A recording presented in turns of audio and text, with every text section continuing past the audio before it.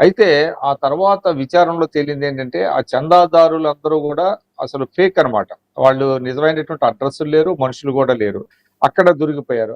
So, అది ఏ విధంగా ఆ డబ్బొచ్చిందనే దానికి అది కరెక్ట్‌గా చూపించలేదు. ఆ తర్వాత శశికళ గారుకి ఎక్కడి నుంచి వచ్చింది డబ్బు అనేటువంటిది అది చూపించలేకపోయారు. తర్వాత ఇంకోటేంటంటే, ఇంకొక టీవీ ఛానల్ ఒకటి ఏర్పాటు చేశారు. టీవీ ఛానల్‌కి గూడా చందాలు కట్టారు అనేటువంటిది. ఎందుకంటే డిష్‌లు యాంటీనాలు ఉచితంగా ఇస్తాము. రూ. 5,000 కట్టితే ఒకసారి చందా అని వాళ్ళు సబ్‌స్క్రైబర్స్‌ని జాయిన్ చేసుకున్నారు. తద్వారా గూడా కొన్ని కోట్ల రూపాయలు సేకరించారు. అయితే ఆ చందాదారులు గూడా ఫేక్ అనమాట. ఆ విధంగా ఆ విషయంలో గూడా వాళ్ళు చూపించలేకపోయారు. కోర్ట్‌కి సరైనటువంటి సాక్ష్యాధారాలు చూపించలేకపోయారు. ఆ తర్వాత ఏమైందంటే 96లో సుధాకర్ అని మీకు గుర్తుండే ఉంటది. జయలలిత పెంపుడు కుమారుడు. అవును. అంగరంగ వైభవంగా అసలు వివాహం దేశంలోనే జరిగింది. అటువంటి అవును. పెళ్లిని వివాహం అంటే అది ఎంత బ్లేటెంట్‌గా అధికార దుర్వినియోగం చేశారు. అదే విధంగా ఆడంబరాలు విపరీతమైనటువంటి పెళ్లి ఖర్చు దేశంలో ఏ పెళ్లి కూడా అంత స్థాయిలో జరగలేదు. ఆ సుధాకరన్ పెళ్లి జరిగింది. దానికి ఆ రోజుల్లో 6,00,00,000 ఖర్చయినట్టుగా తేల్చారది. మామూలుగా మార్కెట్ విలువ.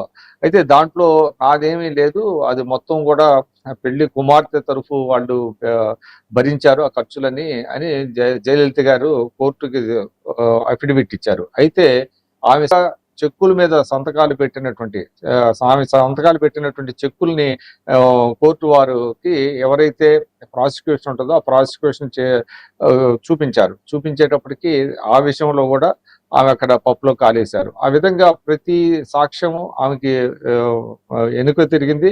అదేవిధంగా మీకు టాన్సీ వ్యవహారంలో ఆమె ఆల్రెడీ అప్పటికే ఒకసారి జైలుకెళ్ళొచ్చారు. టాన్సీ భూముల వ్యవహారం. ఆ విధంగా సుమారు 66,00,00,000 మేర ఈ పెట్టుబడులని పెట్టారని ఆ సంవత్సరానికి. అంటే దాదాపుగా మీకు 20 సంవత్సరాలు దాటిపోయింది. ఆ సంవత్సరంలో రూ. 2,00,00,000 కేవలం ఆస్తులు ఉన్నటువంటి జయలలిత గారు కొన్ని వందల కోట్ల రూపాయలు పెట్టుబడులు ఏ విధంగా వచ్చినాయనేటువంటిది కోర్టు చేసి అప్పుడు కోర్టు ఒక శిక్ష వేసింది. 4 సంవత్సరాలు జైలు శిక్ష, 100,00,00,000 జరిమానా విధించారు. మనందరికీ తెలుసు. అయితే ఆహ్, తర్వాత జయలలిత గారు చనిపోవటం ఇదంతా జరిగింది. అయినప్పటికీ కూడా కోర్టు ఇప్పుడు వీటిలన్నిటిని కూడా ఆహ్, అమ్మేసి ఆమె దగ్గర ఏదైతే ఒక ట్రెజర్ అనేది ఉన్నదో అది అమ్మేసి 100,00,00,000 చెల్లించాలనేటువంటి ఒక తీర్పు కూడా ఇచ్చింది. సబ్సిక్వెంట్‌గా ఇప్పుడు ఆమెకి చెందినటువంటి ఆభరణాలు కావచ్చు, భూములు కావచ్చు ఇవన్నీ కూడా ప్రభుత్వ పరమైనయి. ఇటువంటి కేసుని మనం భారతదేశంలో చాలా అరుదైనటువంటి కేసుగా చూస్తాం.